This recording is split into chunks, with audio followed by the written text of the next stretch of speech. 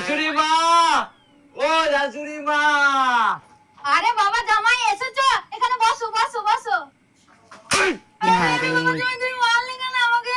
মারবো না, আমি আপনাকে কোনো প্রণাম করিনি আর আপনি আমাকে বসতে বলছেন। আগে আমি প্রণাম করবো, তারপরে বসবো। ওই প্রণাম কর।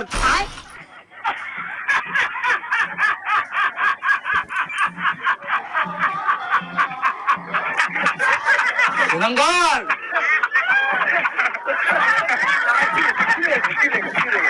শোনেন, আমি এই বাড়ির জামাই, আর আমি সেই জামাই নাই যে শুধু মায়ের খাবো, আমি মেয়েরই আলুর দম খাবো।